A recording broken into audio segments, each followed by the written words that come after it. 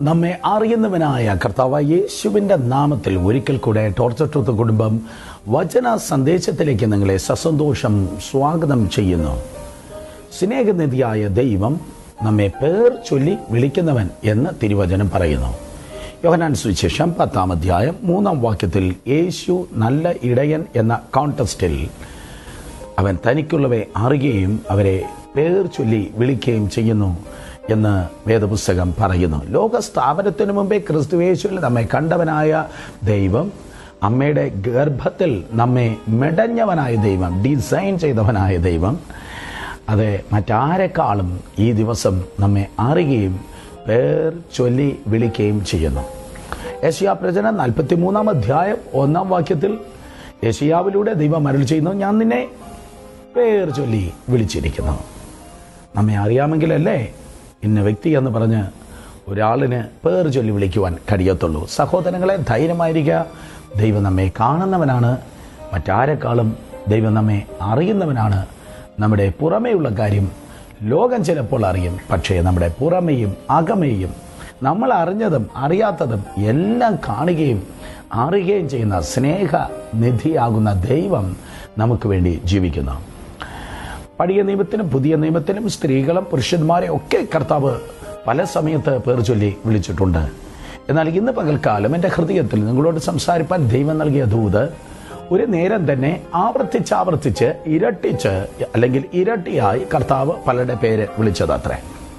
പഴയ നിയമത്തിൽ 4 പേരെക്കുറിച്ച് എഴുതിയിട്ടുണ്ട്, പുതിയ നിയമത്തിൽ 4 പേരെക്കുറിച്ച് എഴുതിയിട്ടുണ്ട്. യേശു കർത്താവ് ഒരു ഉപമയിൽ ഒരു കാര്യം പറഞ്ഞിട്ടുണ്ട്. അന്ത്യകാലത്ത് സംഭവിപ്പാൻ പോകുന്നതിനെക്കുറിച്ച് കർത്താവ് പറഞ്ഞിട്ടുണ്ട്. പഴയ നിയമത്തിൽ 4 വ്യക്തികൾ, പുതിയ നിയമത്തിൽ 4 വ്യക്തികൾ. കർത്താവ് യേശു ഉപമയിൽ അത് ഒരു കാര്യം അവണ്ണം പറഞ്ഞിട്ടുണ്ട്. ഭാവിയിൽ സംഭവിപ്പാൻ പോകുന്നത് പ്ലസ് ഒരു പട്ടണത്തെ കുറിച്ചും കർത്താവ് യേശു പറഞ്ഞിട്ടുണ്ട്. 4 വ്യക്തികൾ പഴയ നിയമത്തിൽ, 4 വ്യക്തികൾ പുതിയ നിയമത്തിൽ. അന്ത്യകാലത്ത് സംഭവിപ്പാൻ പോകുന്നത് ഒരു പട്ടണത്തിൽ. പഴയ നിയമത്തിൽ ഒന്നാമതായി ഉൽപ്പത്തി പുസ്തകം 22-ാം അധ്യായം 11-ാം വാക്യത്തിൽ എല്ലാവർക്കും അറിയാമെന്നുള്ളതായ സംഭവമാണ്. അതിൻ്റെ ശേഷം ദൈവം അബ്രഹാമിനെ പരീക്ഷിച്ചു. ആംപ്ലിഫൈഡ് വേർഷൻ പറയുന്നു, and after that God test and proved Abraham. അബ്രഹാമിനെ ദൈവം പരീക്ഷിച്ച് തെളിയിച്ചു. നിന്റെ വിശ്വാസം താമ്രമല്ല, നിന്റെ വിശ്വാസം സ്വർണമത്രേ എന്ന് ദൈവം തെളിയിച്ചു. നിന്റെ പ്രാർത്ഥന അത് ഫേക്ക് അല്ല, നിന്റെ വിശ്വാസം അത് ശക്തിയില്ലാത്തതല്ല, പ്രത്യുത നിന്റെ ആത്മീയത്തിന് കരുത്തുണ്ടെന്ന് ദൈവം പലപ്പോഴും നമ്മുടെ ജീവിതത്തിൽ തെളിയിക്കുന്നത് പോലെ, ചില പ്രതിസന്ധികളുടെ കടത്തിവിട്ട് ദൈവം തെളിയിക്കുന്ന പോലെ എന്നെ കേൾക്കുന്ന സഹോദരങ്ങളെ, അബ്രഹാമിനെ ദൈവം തെളിയിക്കുകയാണ്. 21-ാം അധ്യായത്തിൽ ഇസ്മായിൽ പോയി. 22-ാം അധ്യായത്തിന് ഇതാ ഇസഹാക്കും പോകാനുള്ള സാധ്യതകളെല്ലാം തെളിഞ്ഞു വരികയാണ്.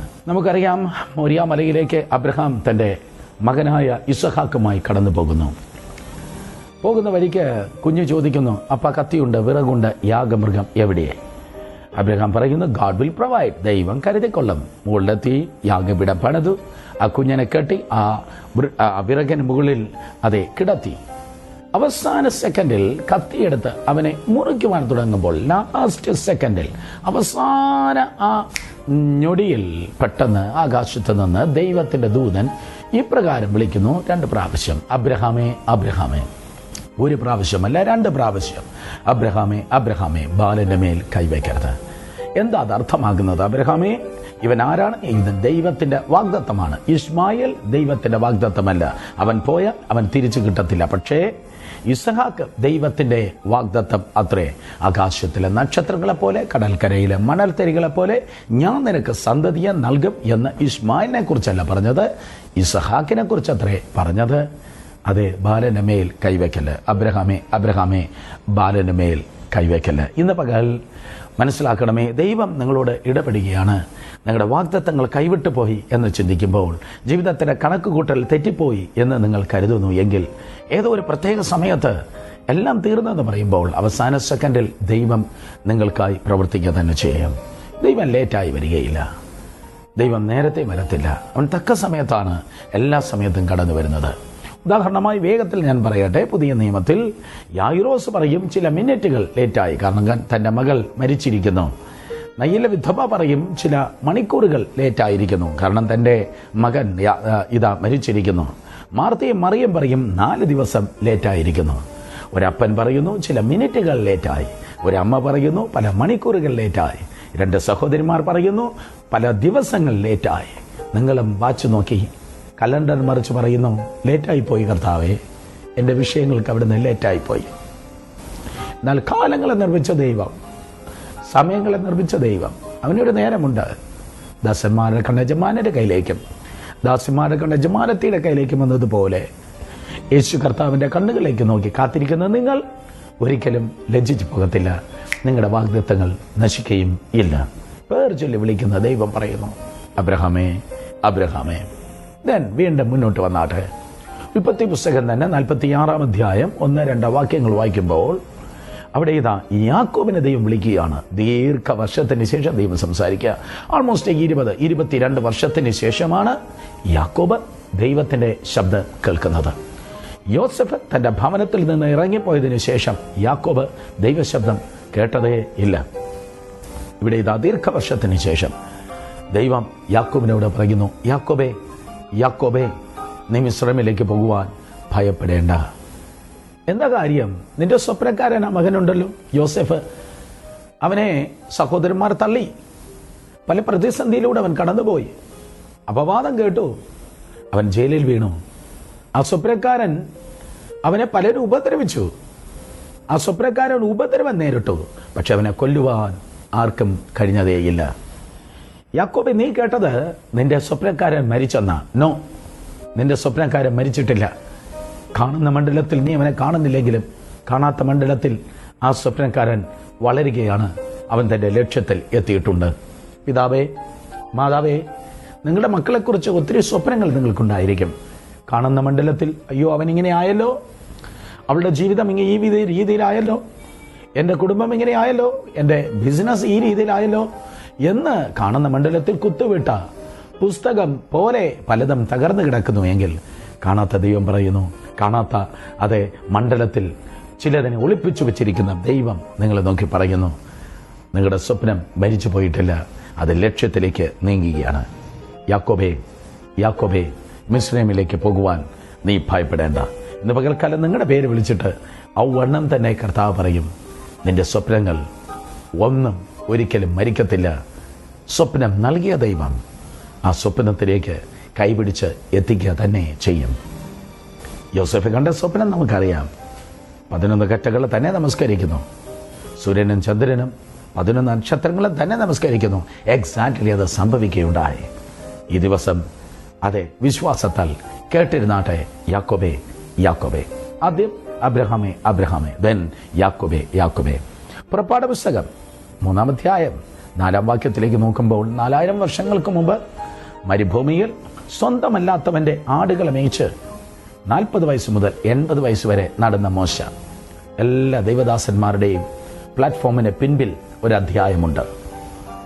പഴയ നിയമത്തിലെ ഏറ്റവും വലിയ പ്രവാചകനായ മോശ 80 വയസ്സ് മുതൽ 120 വയസ്സ് വരെ മറ്റേത് പ്രവാചകന്മാരെക്കാളും യഹോവയായ ദൈവത്തോട് മുഖാമുഖമായി അടുത്ത് അറിഞ്ഞവനത്രേ. സമാഗമന കൂടാരത്തിന്റെ പദ്ധതികൾ ദൈവം അവന് നൽകിയതത്രേ. ഇന്നത്തെ യഹൂദന്മാരുടെ തലമുറയ്ക്ക് ആവശ്യമായിട്ടുള്ള സകല നിയമങ്ങളെയും കർത്താവ് മോശയ്ക്കത്രേ നൽകിയത്. എന്നാൽ തിരുവചനം ഇവണ്ണം പറയുന്നു, പ്രിയ സഹോദരങ്ങളെ, അതെ, ആ 40 വർഷം മഹത്വപൂർണമായ 40 വർഷത്തിൽ താൻ നിൽക്കുന്നതിന് മുൻപ് മറ്റൊരു 40 വർഷമുണ്ടായിരുന്നു. ഒരു മരുഭൂമി, ഒറ്റപ്പെട്ട ഒരു മരുഭൂമി, ആരുമില്ലാത്ത മരുഭൂമി. ആരോ പറയുന്നു അത് എൻ്റെ സ്റ്റോറിയാണ്, ആരും എന്നെ വിളിക്കുന്നില്ല, ആരും എന്നെ കാണുവാൻ വരുന്നില്ല, ഞാൻ ഒറ്റപ്പെട്ടിരിക്കുന്നു. മോശ അവണ്ണമായിരുന്നു. എന്നാൽ എന്നും ഈ മരുഭൂമിയല്ല, എന്നും ഒറ്റയ്ക്കിരുന്ന് കരയുന്നതല്ല ജീവിതം, എന്നും ഒറ്റയ്ക്ക് ഫ്രസ്ട്രേഷൻ ആയിരിക്കുന്നതല്ല, എന്നും നിരാശയിലും കണ്ണുനീരിലും കഴിഞ്ഞു പോകുന്നതല്ല ജീവിതം. അപ്പുറത്ത് കിടക്കുന്ന സമുദ്രത്തിന് ഒരു അതിർത്തി ഉള്ളതുപോലെ മനസ്സിലാക്കണമേ, സമുദ്രങ്ങൾക്ക് അതിർത്തി ഉള്ളതുപോലെ എല്ലാ ദുഃഖങ്ങൾക്കും എല്ലാ വേദനകൾക്കും നിരാശകൾക്കും ഒരു അതിർത്തിയുണ്ട്. ആ 40 വർഷം കഴിയാറായപ്പോൾ ദൈവം മോശയോട് കത്തുന്ന മുൾപ്പടർപ്പിൽ നിന്ന് സംസാരിക്കുകയാണ്. അയ്യോ, ഇതെന്ത് എന്ന് പറഞ്ഞ് മോശ അടുക്കുമ്പോൾ ദൈവം ഇപ്രകാരം പറയുന്നു, മോശേ, മോശേ. തൻ്റെ ജനത്തെ വിടുവിപ്പാൻ വേണ്ടി മോശയെ നിയോഗിക്കുമ്പോൾ ദൈവമായ കർത്താവ് അവനെ നിയോഗിച്ചയക്കുവാൻ വേണ്ടി വിളിക്കുന്നു, മോശേ, മോശേ, നിന്നെ ഞാൻ വെള്ളത്തിൽ നിന്ന് വിടുവിച്ചു, എന്തിനാ ഞാൻ നിന്നെ വിടുവിച്ചത്? ബന്ധനത്തിൽ കിടക്കുന്നതായ നിന്റെ പ്രിയപ്പെട്ടവനെ വിടിപ്പിപ്പാൻ വേണ്ടിയത്രേ. ഇന്ന് പകൽക്കാലം മദ്യപാനത്തിൽ നിന്ന്, പുകവലികളിൽ നിന്ന്, മറ്റു പാപപ്രവൃത്തികളിൽ നിന്ന്, പാരമ്പര്യ മതത്തിൻ്റെ ബാക്ക്ഗ്രൗണ്ടിൽ നിന്ന് യേശു കർത്താവിൻ്റെ കൃപയാൽ ദൈവം നിങ്ങളെ വിടുവിച്ചു എങ്കിൽ, അയ്യോ ഞാൻ വിടുവിക്കപ്പെട്ടു എന്ന് പറഞ്ഞ് സ്വർഗത്തിൽ പോകുവാൻ സ്വാർത്ഥനാകാൻ വേണ്ടിയല്ല. 4 ചുവരുകൾക്ക് പുറത്ത്, നിങ്ങളുടെ ആത്മീയ ജീവിതത്തിൻ്റെ 4 ചുവരുകളുടെ പുറത്ത് ദൈവത്തിന് നിങ്ങളെ കൊണ്ട് ഒരു ഉദ്ദേശമുണ്ട്. നിങ്ങൾ വിടുവിക്കപ്പെട്ടത് മറ്റുള്ളവരെ വിടുവിപ്പാൻ അത്രേ. അതുകൊണ്ട് ദൈവം വിളിക്കുന്നു, മോശേ മോശേ. വീണ്ടും മുന്നോട്ട് വന്നാട്ടെ. അബ്രഹാമിനെ, യാക്കോബിനെ മോശയെ വിളിച്ച ദൈവം ഇവിടെ ഇതാ ദർശനമില്ലാത്ത സമയത്ത്, ദൈവവചനം വെളിപ്പെടാതിരിക്കുന്ന സമയത്ത്, ദൈവവചനമില്ല, ദൈവശബ്ദം കേൾക്കുന്നില്ല, ദൂതന്മാർ ഇറങ്ങുന്നില്ല, ദൈവശബ്ദവും ദൈവിക ചലനവും ഇല്ലാതിരുന്ന ആ കാലഘട്ടത്തിൽ ആത്മീയ നേതൃത്വം മുഴുവൻ കുരുടായി പോയി. ഒരുപക്ഷെ ഇന്നത്തെ ഏതൊക്കെയോ ഉള്ളതായ സംഘടനകൾ പോലെ, സാഹചര്യങ്ങൾ പോലെ ആത്മീയ നേതൃത്വം കുരുടായിരിക്കുമ്പോൾ, ദൈവശബ്ദം കേൾക്കാതെ വളരെയധികമായി ഇസ്രായേൽ സഭ ഇരുണ്ട ഘട്ടത്തിലൂടെ കടന്നു പോകുമ്പോൾ ഒരു കൊച്ചു കുഞ്ഞിനോട് ദൈവമായ കർത്താവ് സംസാരിക്കുന്നു. മറന്നു പോകല്ലേ, 80 വയസ്സ് പ്രായമുള്ളതായ അപ്പച്ചനായ മോശയോട് മാത്രമല്ല ദൈവം സംസാരിക്കുന്നത്. ദൈവം വൃദ്ധന്മാരെ മാത്രമല്ല പ്രയോജനപ്പെടുത്തുന്നത്, ദൈവം ബാലന്മാരെയും പ്രയോജനപ്പെടുത്തുവാൻ ആഗ്രഹിക്കുന്നു. എൻ്റെ പ്രാർത്ഥന ഇതാണ്, നമ്മുടെ സഭകളിൽ, നമ്മുടെ കൺവെൻഷൻ പ്ലാറ്റ്ഫോമുകളിൽ എല്ലാ പ്രായത്തിൽപ്പെട്ടവരും ഈ ദിവസങ്ങളിൽ ഈ ദൈവത്തിൻ്റെ വചനവുമായി നിൽക്കുന്നത് ഈ ഉണർവിൻ്റെ തലമുറയിൽ കാണുവാൻ ദൈവം നമ്മെ സഹായിക്കട്ടെ. ബാലന്മാരുടെ വായിൽ ബലം നിയമിക്കുന്നവനായ ദൈവം, മുല കുടിക്കുന്ന ശിശുക്കളുടെ വായിൽ സ്തുതി നിയമിക്കുന്നവനായ ദൈവം ബാലന്മാരെയും തൻ്റെ നാമത്തിന് മഹത്വത്തിന് പ്രയോജനപ്പെടുത്തും. വൃദ്ധന്മാർ വഴിതെറ്റിപ്പോയപ്പോൾ വിളക്കണഞ്ഞതായ സംസ്കാരമായി, ആത്മീയമായ വിളക്കണച്ച് അതേ ദർശനം നഷ്ടപ്പെട്ട് അവരിതാ ആത്മീയ മൂല്യച്യുതിയിലേക്ക് കുപ്പുകുത്തിയിരിക്കുമ്പോൾ, വിളക്കണയുന്നതിന് മുമ്പ് ചെന്ന് കിടന്ന് ഉറങ്ങിയതായ ശമൂവേലിനോട് രാത്രിയിൽ ദൈവമായ കർത്താവ് ആ ഉറക്കത്തിൽ അവനോട് സംസാരിക്കുകയാണ്. 1 ശമൂവേലിന്റെ പുസ്തകം 3-ാം അധ്യായം 10-ാം വാക്യത്തിൽ, അതുവരെ ആരും കേൾക്കാത്തതായ ആത്മീയ ആലോചന പ്രാപിപ്പാൻ ശമൂവേലിനോട് ദൈവം സംസാരിക്കുന്നു. ശമൂവേലേ, ശമൂവേലേ. ദൈവസന്നിധിയിൽ കൊതിച്ചാട്ട ദൈവമക്കളെ, യേശുപ്പച്ച അങ്ങയുടെ ശബ്ദം കേൾപ്പാൻ ഞാൻ ആഗ്രഹിക്കുന്നു. ഏതോ റേഡിയോ പ്രോഗ്രാം അല്ല, ഏതോ നോർമൽ ടിവിയുടെ പ്രോഗ്രാംസ് അല്ല, മനുഷ്യ ശബ്ദമല്ല കർത്താവേ, അങ്ങയുടെ ശബ്ദം കേൾപ്പാൻ എനിക്ക് ആഗ്രഹമുണ്ട്. അവിടുന്ന് എന്നോട് സംസാരിക്കണമേ. ഏതോ അച്ഛന്മാരിലൂടെ, പാസ്റ്ററിലൂടെ, 3-ാം സ്ഥാനം വേറൊരു വ്യക്തിയിലൂടെ അല്ല നീ എന്നോട് സംസാരിക്കേണ്ടത്, അവിടുന്ന് എന്നോട് സംസാരിക്കണമേ. ദൈവത്തിന് നിന്നോട് ഒരുപാട് ഇഷ്ടമുണ്ട്. അപ്പൻ മറന്നാൽ അപ്പനെ പോലെ കരുണ കാണിക്കുന്നവനായ ദൈവം, അമ്മ മറന്നാലും മറക്കാത്തവനായ ദൈവം ഈ ദിവസങ്ങളിൽ നിങ്ങളോട് സംസാരിക്കട്ടെ. അബ്രഹാമേ, അബ്രഹാമേ, യാക്കോബേ, യാക്കോബേ, മോശേ, മോശേ, ശമൂവേലേ, ശമൂവേലേ എന്ന പഴയ നിയമത്തിൽ ഭക്തന്മാരെ വിളിച്ച ദൈവം വേഷത്തിൽ മനുഷ്യനായി ഈ ലോകത്തിൽ കടന്നു വന്നു. ലാസറും മാർത്തയും മറിയയും പാർത്തതായ ഭവനത്തിൽ ആയിരിക്കുമ്പോൾ മറിയ കർത്താവിൻ്റെ പാദത്തിലിരുന്നു. മാർത്ത ഭവനത്തിലെ പല കാര്യങ്ങൾക്ക് അവൾ ഓടി നടന്നു. എന്നാൽ ഒരു ദിവസം യേശു കർത്താവിൻ്റെ അടുക്കലേക്ക് അവൾ കടന്നു വന്നിട്ട് ഇവണ്ണം പറയുന്നു, ഈ മറിയ ഉണ്ടല്ലോ, എന്നെ ഒരു കാര്യത്തിലും സഹായിക്കുന്നില്ല. അവളിത് അങ്ങയുടെ പാദത്തിലിരിക്കുക, ഞാൻ ഈ ലോകപരമായിട്ടുള്ള പല കാര്യങ്ങൾ, ഭവനത്തിൻ്റെ പല ആവശ്യങ്ങൾ ഞാൻ ഓടി നടക്കുന്നു, അവൾ എന്നെ ഹെൽപ്പ് ചെയ്യുന്നില്ലെന്ന് പറയുമ്പോൾ, തൻ്റെ പാദത്തിലിരുന്ന് വചനം കേട്ടിട്ടിരിക്കുന്നതായ, ആത്മീയ കാര്യത്തിൽ ഉറ്റിരുന്നതായ മറിയെ നോക്കി യേശു കർത്താവ് പറയുന്നു, മാർത്തേ, മാർത്തേ, നീ പലതിനെ ചൊല്ലി മനം കലങ്ങിയും വിചാരപ്പെട്ടും ഇരിക്കുന്നു. നീ പലതിനെ ചൊല്ലി വിചാരപ്പെട്ട് മനം കലങ്ങിയിരിക്കുന്നു. എന്നാൽ മറിയയോ നല്ല അംശം തിരഞ്ഞെടുത്തിരിക്കുന്നു. മാർത്തേ, മാർത്തേ, നീ പലതിനെ ചൊല്ലി വിചാരപ്പെട്ടും മനം കലങ്ങിയിരിക്കുന്നു. വിശ്വാസിയെ, നിങ്ങൾ പലതിനു വേണ്ടി ഓടി നടക്കുന്നു. എങ്ങനെ ബിസിനസ് നന്നാക്കാം, എങ്ങനെ മക്കളെ വളർത്താം, എപ്പോൾ പിള്ളേരുടെ കല്യാണം നടക്കും, എങ്ങനെ പഠിച്ചു വലിയ ആളാകാം, എങ്ങനെ കരിയറിൽ സക്സസ് ആകാം എന്ന വലിയ ആകുല ചിന്തകൾ നിങ്ങൾക്കുണ്ടായിരിക്കാം. ഈ ലോകത്തിലെ ചിന്തകൾ, ധനത്തിൻ്റെ വഞ്ചന, കേൾക്കുന്ന വചനത്തെ ഞെരുക്കുന്നതത്രേ. നിങ്ങൾക്കൊരിക്കലും ലോകപരമായിട്ടുള്ള ചിന്തയിൽ നിങ്ങൾ വ്യാപൃതരായിരിക്കുന്നെങ്കിൽ സക്സസ് ആകാൻ, ആത്മീയമായി ശോഭിപ്പാൻ നിങ്ങൾക്ക് കഴിയത്തില്ല. ലോകത്തിൻ്റെ പിന്നാലെ പോയിട്ട് പിന്നെ ആത്മീയം പിന്നാലെ വരത്തില്ല. ആത്മീയത്തിൻ്റെ പിന്നാലെ നിനക്ക് ആവശ്യമുള്ള സകലത നിന്റെ പിന്നാലെ വരും. ബൈബിൾ ഇങ്ങനെ പറയുന്നു, മുൻപേ അവൻ്റെ രാജ്യം അതിൻ്റെ നീതിയും അന്വേഷിപ്പൻ, അതോടുകൂടെ ഇതൊക്കെയും ജീവിതത്തിന് ആവശ്യമുള്ള ഇതൊക്കെയും നിങ്ങൾക്ക് ലഭിക്കുമെന്ന് മത്തായി 6:33 പറയുന്നു. അതുകൊണ്ട് ആരാധന മുടക്കിയുള്ള ട്യൂഷൻ നമുക്ക് വേണ്ട. ഞായറാഴ്ചയുള്ള സ്പെഷ്യൽ ക്ലാസ് നമുക്ക് വേണ്ട. ഞായറാഴ്ച ദൈവത്തെ ആരാധിക്കാനുള്ളത് ദിവസം അത്രേ. ദൈവത്തിന് കൊടുക്കേണ്ട പ്രാധാന്യം ദൈവത്തിന് കൊടുക്കാം. ഫേമസ് ആയ വാക്യം 21 സങ്കീർത്തനം, യഹോവന്റെ ഇടയനാകുന്നു, എനിക്ക് മുട്ടുണ്ടാകുകയില്ല.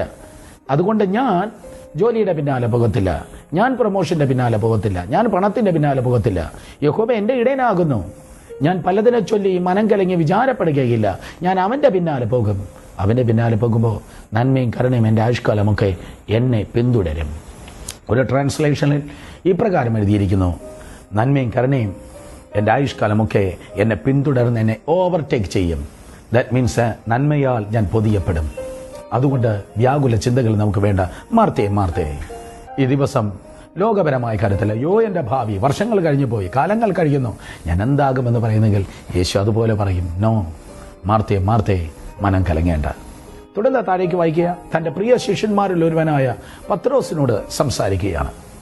ലൂക്കോസ് വിശേഷം 22 വാക്യം വായിക്കുമ്പോൾ, ശിമോനെ ഗോതമ്പ് പാറ്റുന്നത് പോലെ സാത്താൻ നിങ്ങളെ പാറ്റേണ്ടതിന് എന്നോട് ചോദിച്ചു, പക്ഷേ ഞാനോ നിങ്ങൾക്ക് വേണ്ടി അപേക്ഷിച്ചു.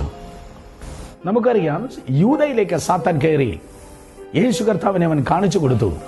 പിന്നത്തേതിൽ ദൈവകൃപ നഷ്ടപ്പെട്ടവനായി അവൻ ആത്മഹത്യ ചെയ്തു. പരിതാപകരമായ നാശയോഗ്യമായിട്ടുള്ള ഒരു അന്ത്യത്തിലേക്ക് യൂദ കുപ്പുകുത്തുകയുണ്ടായി. യൂദ നശിച്ചു പോയി ദൈവമക്കളെ, കാരണം സാത്താൻ അവരിൽ കയറിയത് കൊണ്ട്. എന്നാൽ അതേ സാത്താൻ തന്നെ ശീമോനെയും പാറ്റേണ്ടതിന് അവകാശം ചോദിച്ചു. എന്നാൽ ശീമോന്റെ കയ്യിൽ എന്തോ ഉണ്ട്? സ്വർഗരാജ്യത്തിന്റെ താക്കോലുണ്ട്. യേശു കർത്താവ് സ്വർഗരാജ്യത്തിന്റെ താക്കോൽ ശീമോന് കൊടുത്തിട്ടുണ്ട്.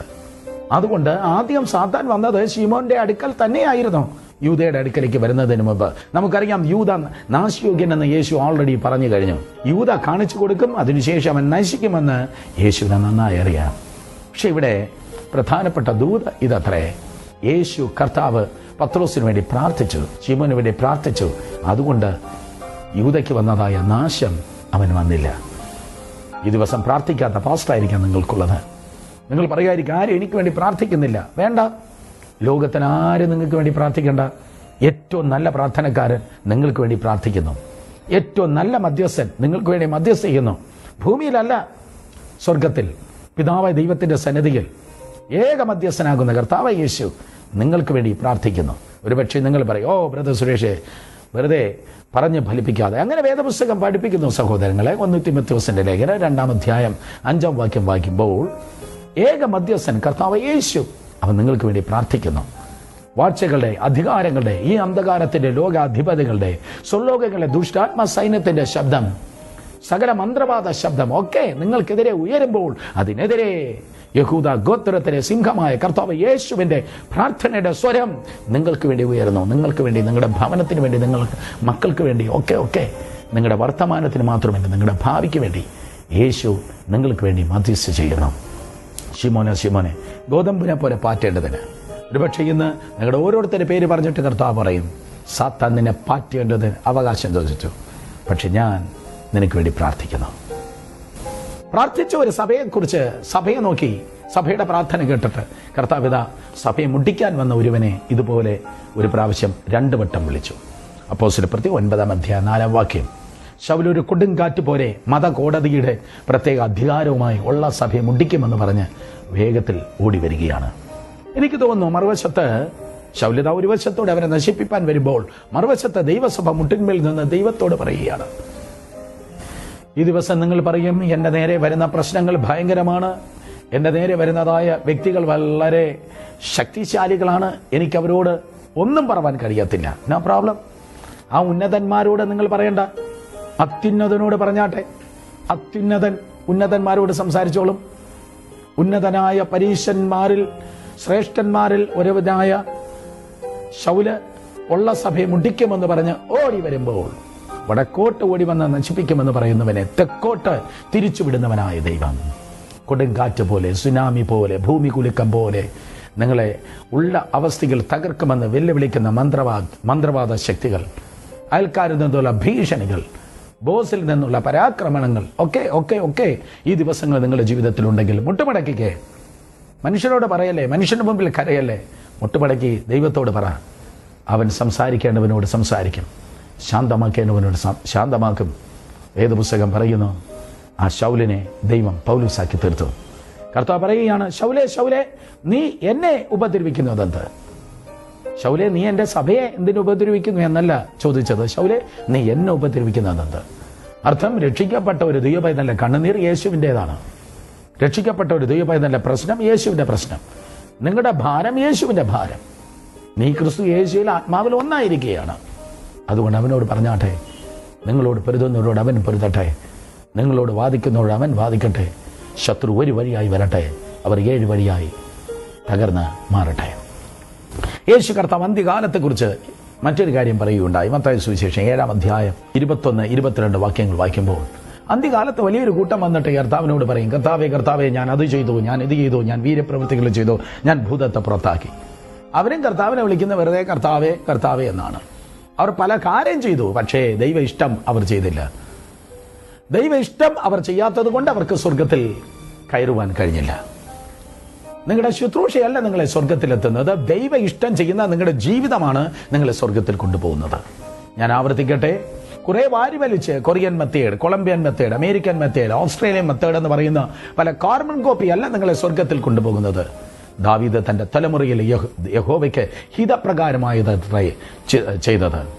അതുകൊണ്ട് ഈ ദിവസം ദൈവത്തിന്റെ ഹിതപ്രകാരം ചെയ്യുവാൻ തക്കണം ദൈവത്തിന്റെ കരങ്ങളിൽ നമുക്ക് ഏൽപ്പിക്കാം. ദൈവഹിതമില്ലാത്ത ക്രൂസൈഡ് നമുക്ക് വേണ്ട, ദൈവഹിതമില്ലാത്ത കൺവെൻഷൻ നമുക്ക് വേണ്ട, ദൈവഹിതമില്ലാത്തതായ പ്രോഗ്രാം നമുക്ക് വേണ്ട. ദൈവഹിതമില്ലാത്ത എല്ലാ വാതിലുകൾ അടഞ്ഞിട്ട് ദൈവഹിതമുള്ളത് മാത്രം യേശുവിന്റെ നാമത്തിൽ തുറന്നു വരട്ടെ. Let us try to stand always at the center of God's will. ദൈവഹിതത്തിന്റെ മധ്യത്തിൽ നിൽക്കുവാൻ ദൈവം നമ്മെ സഹായിക്കുകയും ആശീർവദിക്കുകയും ചെയ്യട്ടെ. ഒടുവിലായി 4 ഭക്തന്മാരോട് പഴയ നിയമത്തിലും പുതിയ നിയമത്തിലും, അതെ 4 പേരോട് ഒടുവിലായി, അതെ കർത്താവ് അന്ത്യകാലത്ത് നടക്കുന്ന ഒരു കാര്യത്തോട്. ദെൻ യേശുവിന്റെ പരസ്യ ശുശ്രൂഷകളെ നോക്കി ഒരു ദിവസം കിദ്രോൻ താഴ്വരയിലൂടെ കർത്താവ് കടന്നു വരുമ്പോൾ യെരുശലേമിനെ നോക്കി പറഞ്ഞു, യെരുശലേമേ യെരുശലേമേ യെരുശലേമേ യെരുശലേമേ. യെരുശലേമിന്റെ നാശത്തെ നോക്കി കർത്താവ് യേശു ഇതാ സംസാരിക്കുകയാണ്.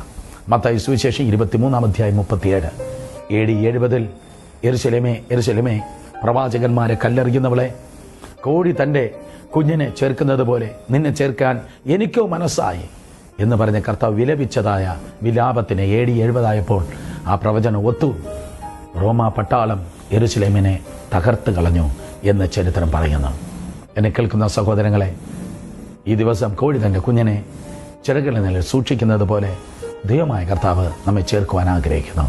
ന്യായവിധി നമുക്ക് വേണ്ട, തകർച്ച നമുക്ക് വേണ്ട. അവൻ്റെ ഇൻപ ശബ്ദം കേട്ട് മുന്നോട്ട് പോകാൻ ദൈവം നമ്മെ സഹായിക്കട്ടെ. ഒടുവിലായി അവസാനമായി ഒരു കാര്യം പറഞ്ഞാൽ ഞാൻ അവസാനിപ്പിക്കട്ടെ. അബ്രഹാമേ അബ്രഹാമേ, യാക്കോബേ യാക്കോബേ, മോശെ മോശെ, ശമൂവേലേ ശമൂവേലേ, ശിമോനെ ശിമോനെ, ശൗലേ ശൗലേ എന്ന് ഭക്തന്മാരോട് അല്ലെങ്കിൽ വ്യക്തികളോട് സംസാരിച്ചവനായ ദൈവം വേഷത്തിൽ മനുഷ്യനായി ഈ ലോകത്തിലേക്ക് വന്ന് സ്വർഗത്തെങ്കിലേക്ക് നോക്കി ക്രൂശിൽ തൂങ്ങിക്കിടക്കുമ്പോൾ ഇപ്രകാരം നിലവിളിച്ചു, എലോഹി എലോഹി ലഗ്മ ശബത്താനി. മർക്കോസ് സുവിശേഷം 15-ാം അധ്യായം 34-ാം വാക്യം. യേശു കർത്താവ് പിതാവ് ദൈവത്തോട് ചോദിച്ചു, എൻ്റെ ദൈവമേ നീ എന്നെ കൈവിട്ടത് എന്ത്? ചിലപ്പോൾ നിങ്ങൾ ചോദിക്കുമായിരിക്കും, എന്തുകൊണ്ട് എനിക്കിത്? എന്തുകൊണ്ട് എൻ്റെ മക്കൾക്ക് ഇങ്ങനെ വന്നു? എന്തുകൊണ്ട് എൻ്റെ ആരോഗ്യത്തിന് ഇങ്ങനെ സംഭവിച്ചു? എന്തുകൊണ്ട് എൻ്റെ കുടുംബം ഈ തിരമാലയിൽപ്പെട്ട് ഇങ്ങനെ ആയിരിക്കുന്നു? എന്തുകൊണ്ട്? ആ വെള്ളിയാഴ്ച യേശു കർത്താവ് ചോദിച്ചു. ശനിയാഴ്ചയും കടന്നുപോയി. ഞായറാഴ്ച മറുപടി വന്നു. പിതാവ് ദൈവം അവനെ ഉയർത്തി സകല നാമത്തിനു മേലായ നാമം നൽകി. എന്നും കണ്ണുനീരല്ല, എന്നും വേദനയല്ല, എന്നും നഷ്ടമല്ല. ഒരു നേരം നിശ്ചയമായി കടന്നു വരും. അന്ന് നിങ്ങളുടെ അവസ്ഥ മാറും. ദൈവമായ കർത്താവ് നിങ്ങളെ മാനിക്കുക തന്നെ ചെയ്യും. നിങ്ങളെ സ്നേഹിച്ച് പേർ ചൊല്ലി വിളിക്കുന്നവനായ ദൈവം.